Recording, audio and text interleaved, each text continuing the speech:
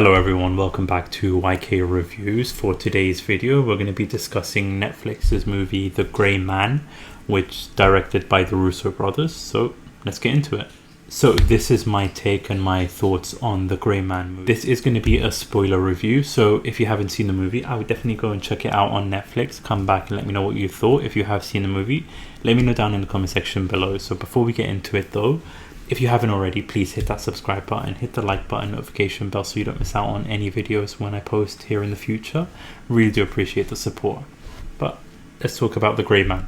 With the Russo brothers directing this movie, with Chris Evans starring in the movie and Ryan Gosling starring in the movie, I had high expectations with this movie coming into it because Avengers Infinity War, Avengers Endgame, Russo brothers directing it are two of my top favorite Marvel movies ever, and I know it's on a lot of people's lists. So the Russo brothers are great directors, and I thoroughly enjoy what they did with those two movies. So I was excited to see what they were going to do with The Gray Man.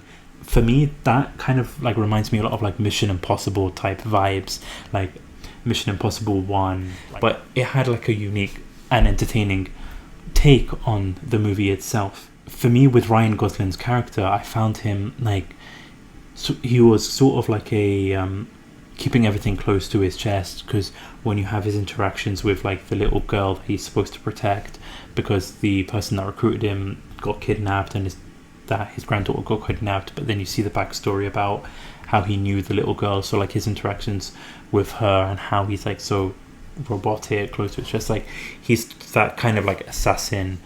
He's very rogue and very straight to the mission type character, but he was entertaining, I would say. Like throughout the whole movie, he wasn't overboard or anything like that. His fight scenes were very well done. His comedy, like his delivery in the lines was really entertaining and funny, and so I enjoyed like his character. And then you have him versus Chris Evans, like Chris Evans' villain character. When you go from Captain America to an absolute imbecile of a villain that he was with Lloyd, it was just so entertaining to watch. He was such a douchebag in the movie, but it was an entertaining villain. Like he portrayed that bad guy so well that I really hope to see him more in like a bad guy type role, because it was just so funny, so entertaining. His interactions with like his crew or his like colleagues or whatever you want to call them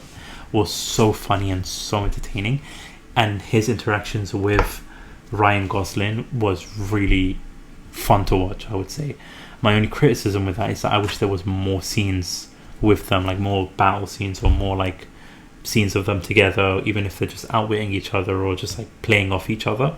I wish there was more of that, because you only had like I think 2 or 3 scenes with them, like one when that passport guy captures him, but it was very brief because he got shot in the arse basically, and then the final battle scene kind of, but I wish there was more scenes with them together interacting. And I gotta say, the pacing of the movie itself, the pacing was really nicely done.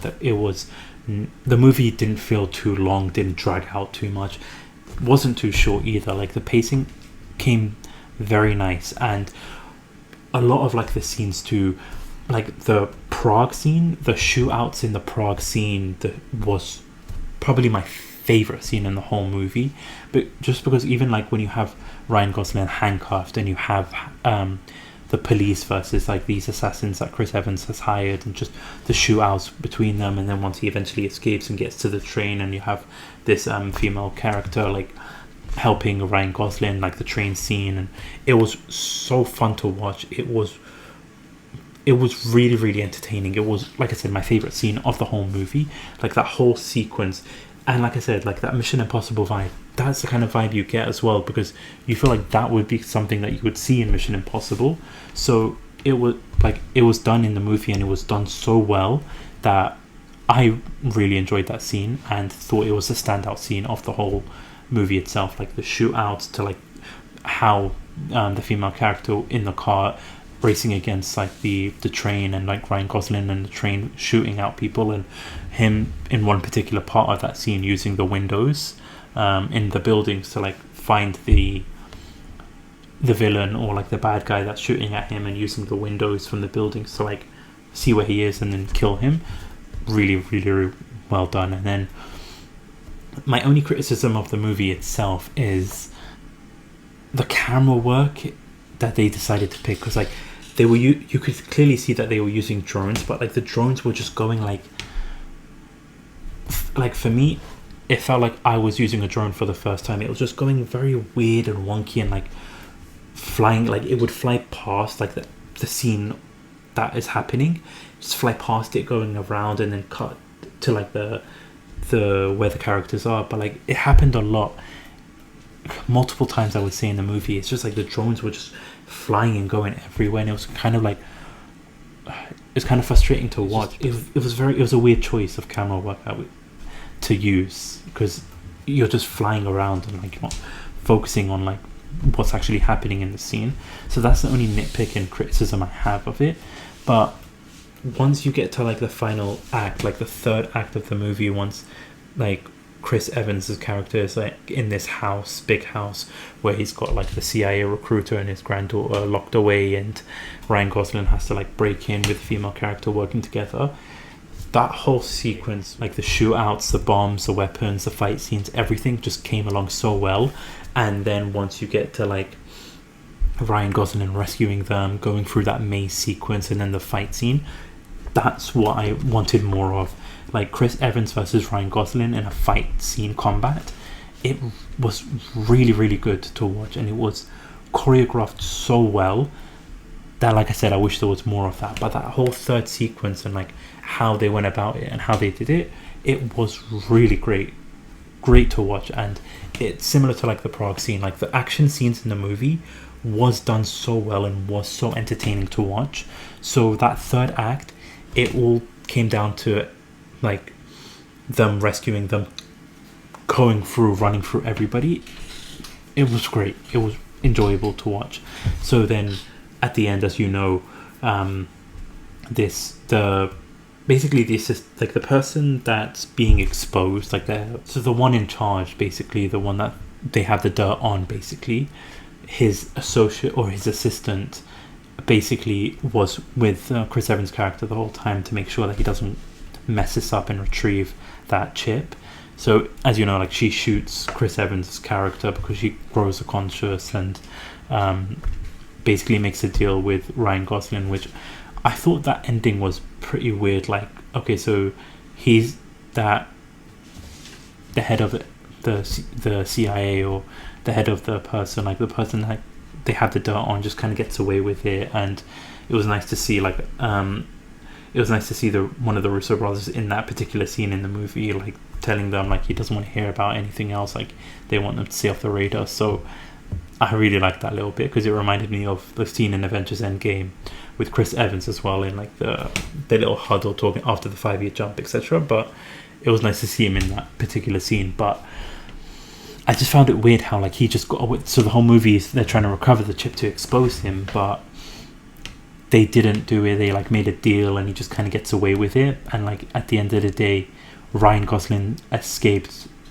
because the granddaughter was basically being not held hostage, but being held by the CIA and like living with them. So then Ryan Gosling breaks out and then rescues her. So the ending, I don't know if they are setting up a sequel. I haven't heard anything about if they're going to do another movie or something like that. But it left me very confused. Like the end, like him getting away with it, to Ryan Gosling escaping and capturing the granddaughter to like escape with her. It was a weird way to end the movie, but I don't use that as like lowering the movie by any means.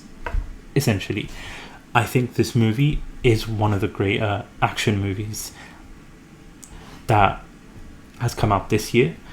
I really enjoyed it and would definitely recommend it, because if you like Mission Impossible, I feel like you would like this movie, because it was great. The action scenes were great. The storyline, I felt like was well done. It was played, and Ryan Gosling and Chris Evans nailed their roles. It was great entertainment to watch. So if you haven't seen the movie, I definitely would recommend watching it, because it will entertain you, definitely entertain you. But if you have seen the movie, let me know down in the comment section below. Spoil away if you have seen the movie. But if you haven't, definitely watch the movie, come back, let me know what you thought. But if you haven't already, please hit that subscribe button, hit the notification bell so that you don't miss a video. Give this video a like. Really do appreciate the support here. But thank you so much for watching. Thank you so much for listening. This is YK Reviews, and peace.